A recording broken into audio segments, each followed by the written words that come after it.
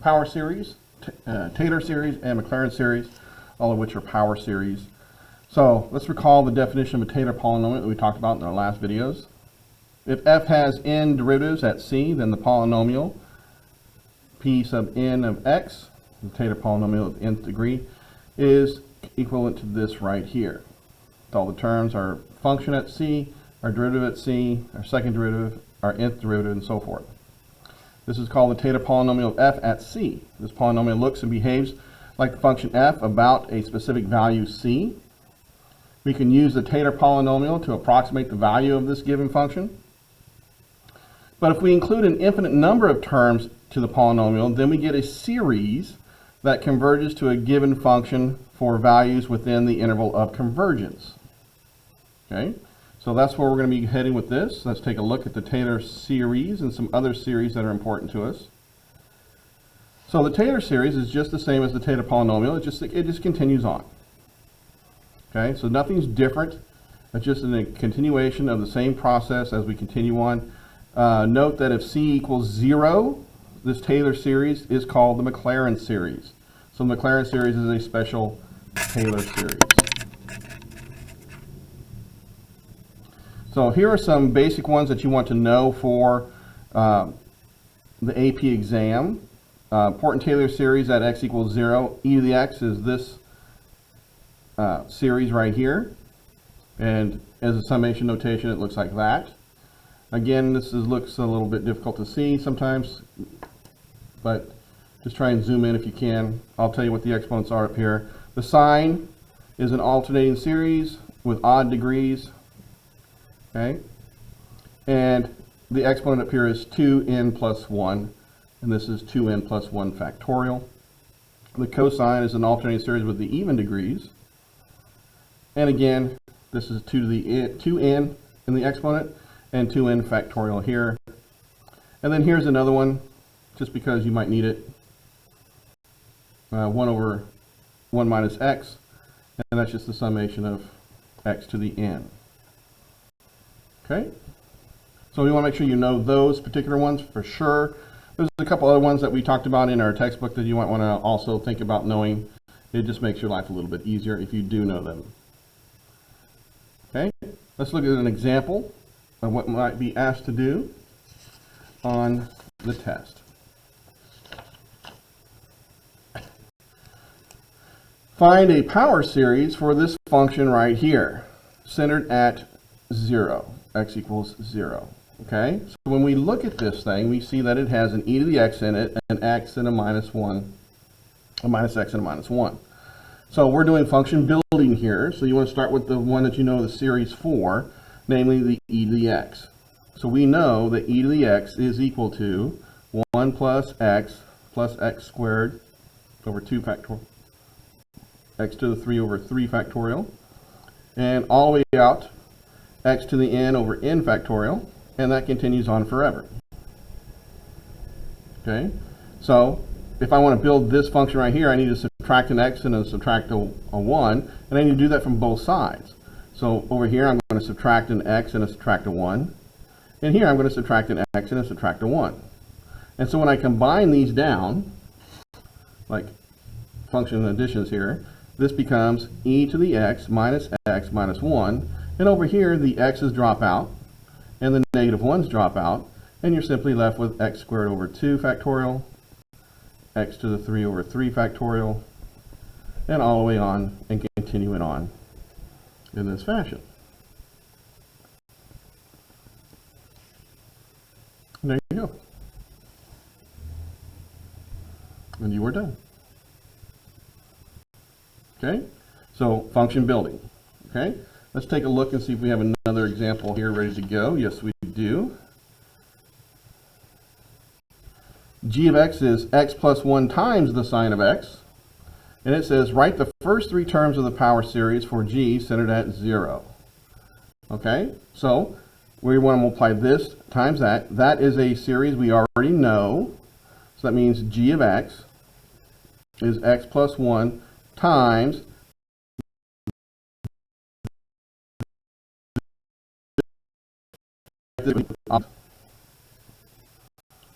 x to the fifth,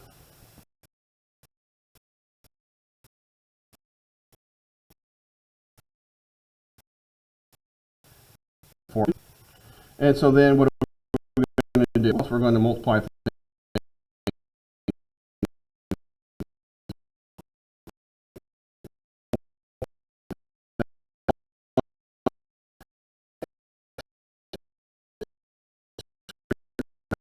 the fourth with 3 factorial.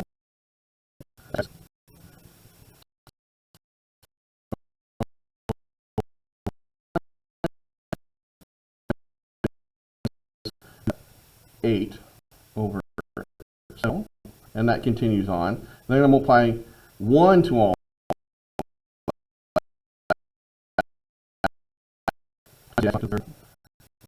to the fifth,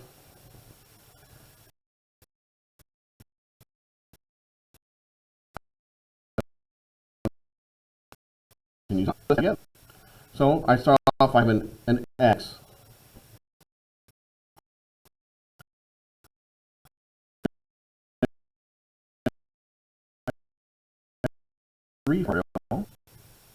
And then I have plus an x to the fifth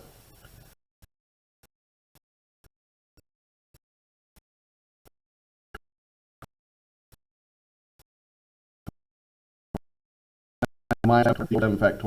It continues on.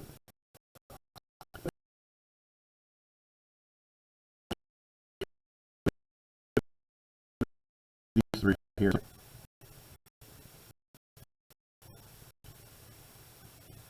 And that would be my answer.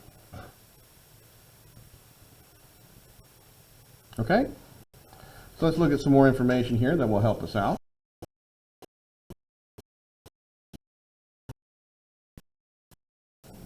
So in this situation right here, recall that for a geometric series,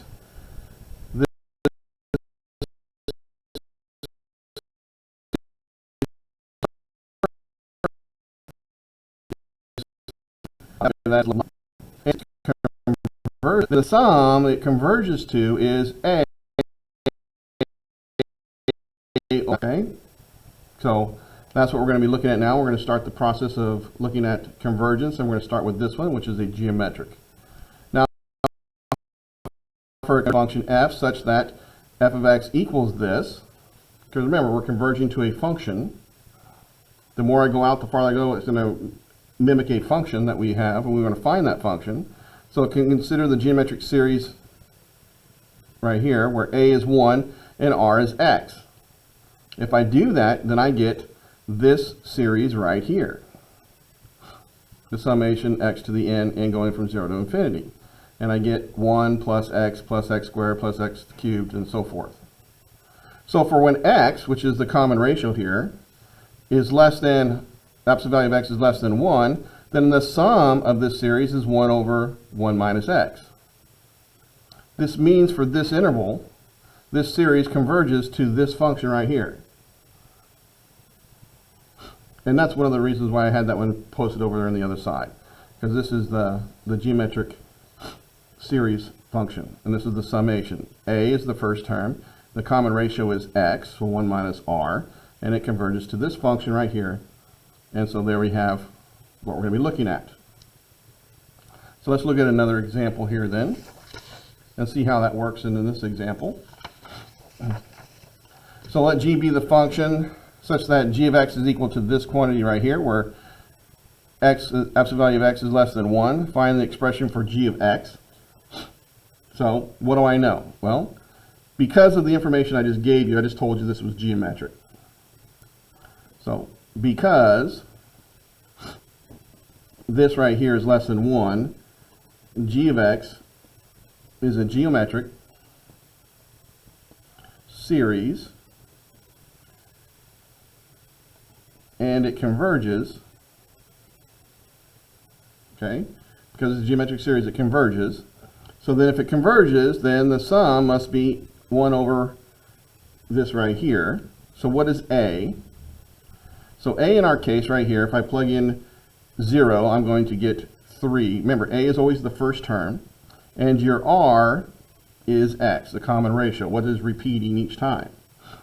So that means g of x, plugging these values into here, must be equal to 3 over 1 minus x whenever the absolute value of x is less than 1. And there you go. Okay, let's take a look at another example that I have for you.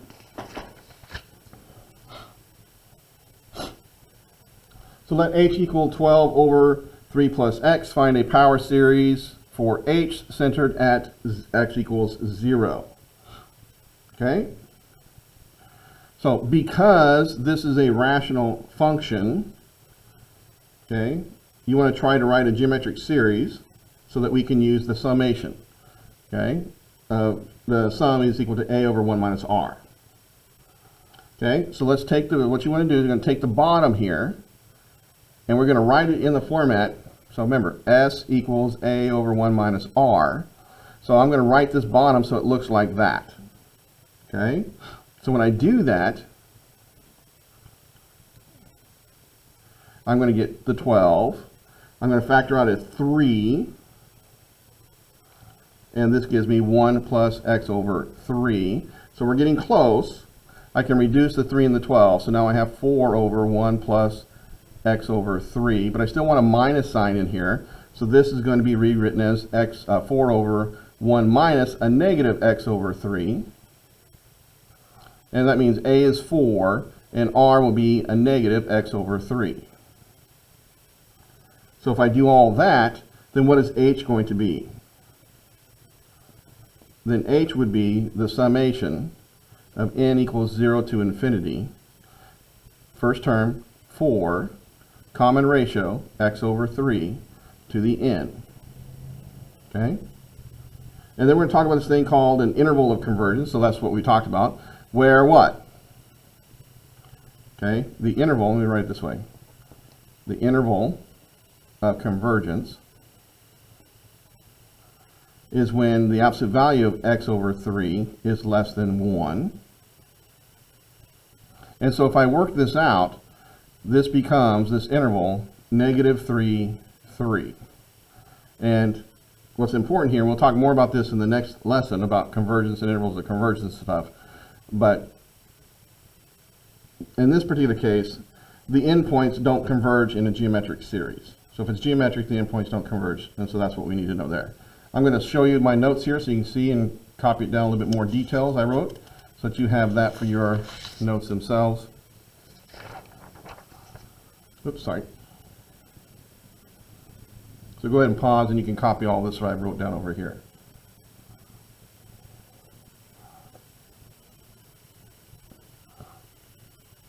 Okay, so let's take a look at the next piece of information we're going to talk about.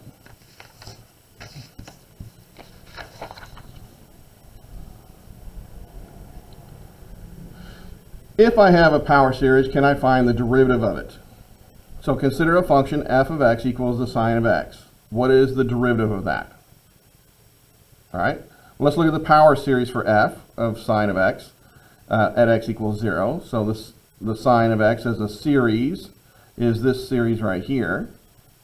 So to find the derivative, you just take the derivative term by term. So I do term by term, I get this right here. Okay, and then when I reduce all these little fractions in here, I'm going to end up getting this series right here, which is simply the cosine, which confirms what we already knew. That the derivative of the sine is the cosine. So to take a derivative, we just have to take the derivative of each individual piece, each individual term of a series to find its derivative. So let's look at an example.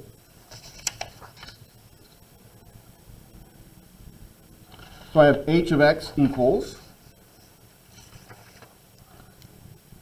let h be a function represented by this series right here. Write the first 3 terms of the series for h of x. Write the first 3 terms and the general term for this series, h prime of x. So we got to find, first we've got to find h.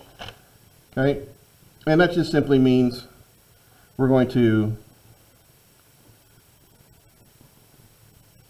we said h be a function represented by this series. I can't obviously write the whole series out, but I want the first 3 terms, So I'm just going to plug in 1, and then 2, and then 3. If I plug in 1 into this, I'm going to get x to the 1 over 1 squared. Then I'm going to plug in 2, and I get x to the second over 2 squared, which will be 4. And then x to the 3 over 3 squared, which is 9. And that is what h is approximately equal to. It is approximately because h is the whole series, and we only did the first 3 terms. Okay, so what's the next thing we're going to do? Is we're going to do the first 3 terms of h prime. So clearly, what am I going to do? I'm going to take the derivative of this. Take the derivative of that is 1. Take the derivative of this, 2 fourths x lower the power by 1, 3x squared over 9. Okay, and so that is the first 3 terms. And you can reduce this down. But if I continued it on, okay, if I continue this one on, what is that nth term going to look like? Well, the nth term is going to look like x to the n over n squared. So the derivative of that is going to look like what? It's going to look like n times x to the n minus 1 over n squared. And that's going to drop out.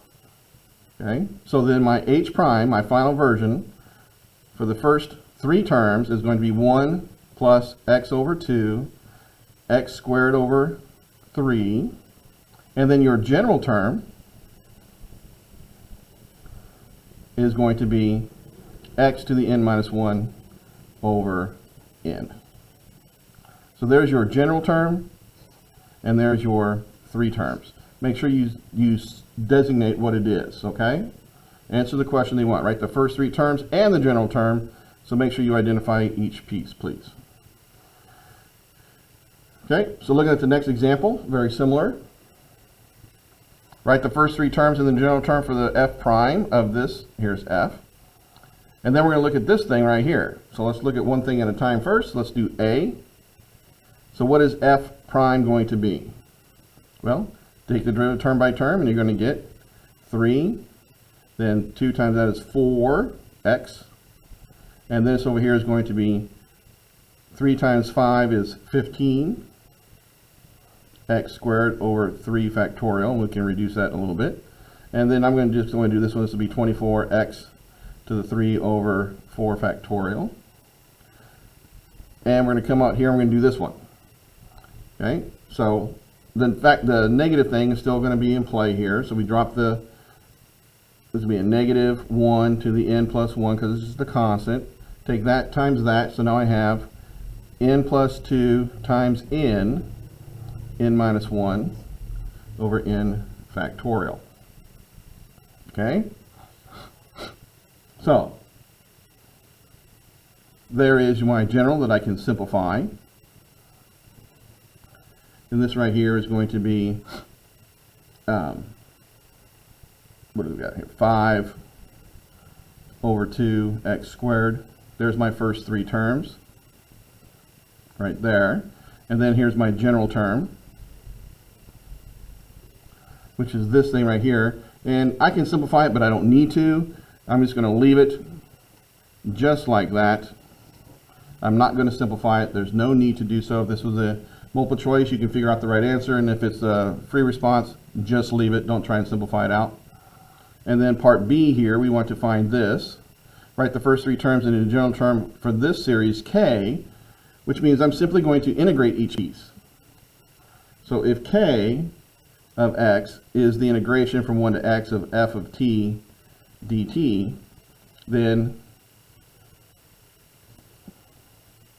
raise the power 1 divided by the raised exponent. Raise the power 1 divided by the raised exponent. And raise the power 1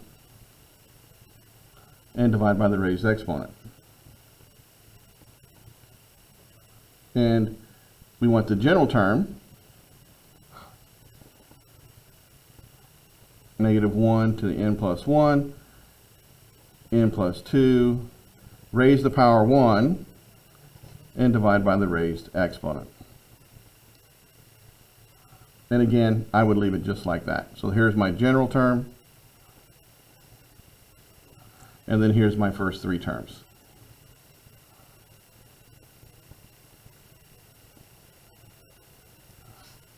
And you can simplify those if need be and rewrite them if you wanted to, but you can just leave it like that.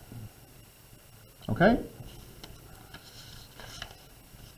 Let's look at some more information.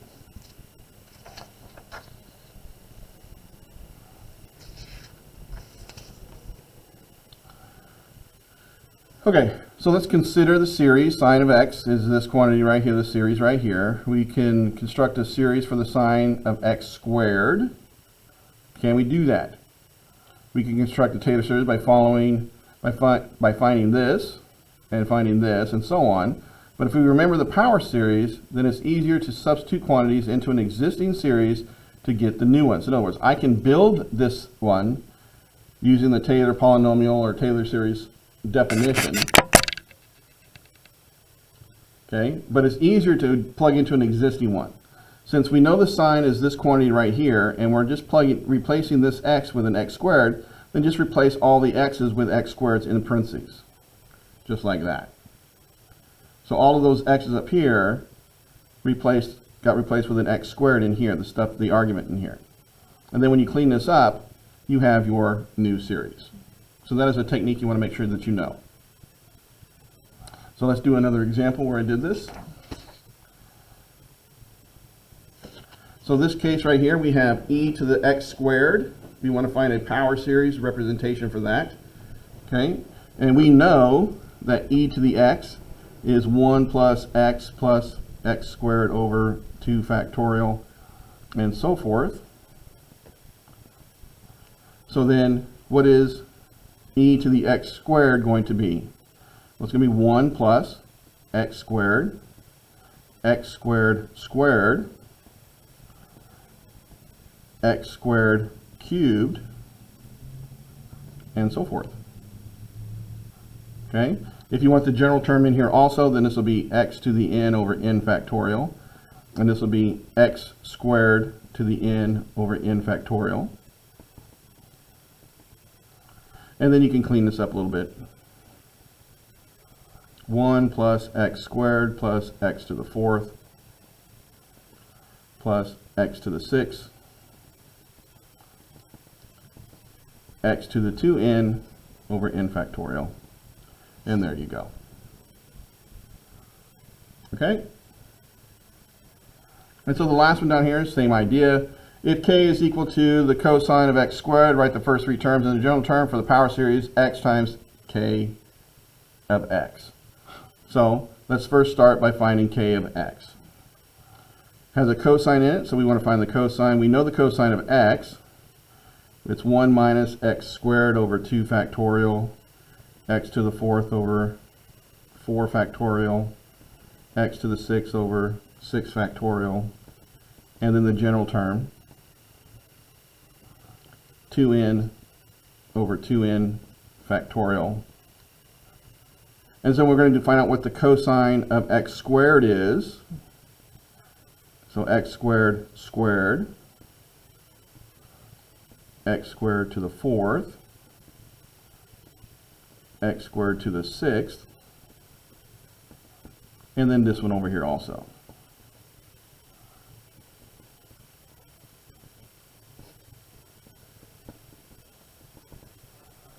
Okay?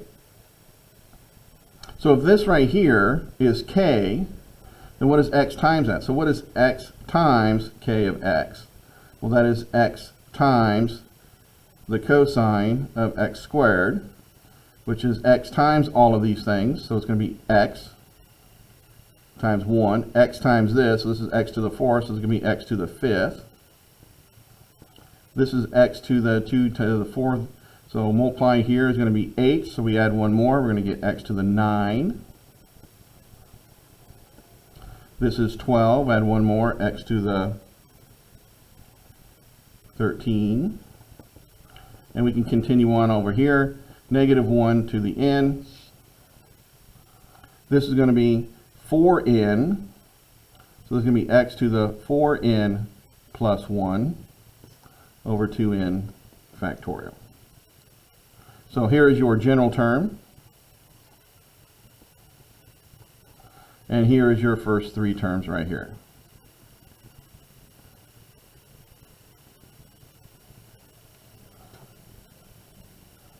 So either write them separately and identify them, or make sure you identify them, the question asked, okay? This was not necessary, so don't count that as part of your answer. You want to, maybe it'd be better off if you just did this, write it this way, the first 3 terms, and you write x to the 5 over 2 factorial, x to the 9 over 4 factorial, and then do general separate. Just take it all separate from there, and you identify exactly what it is, and then you write it out.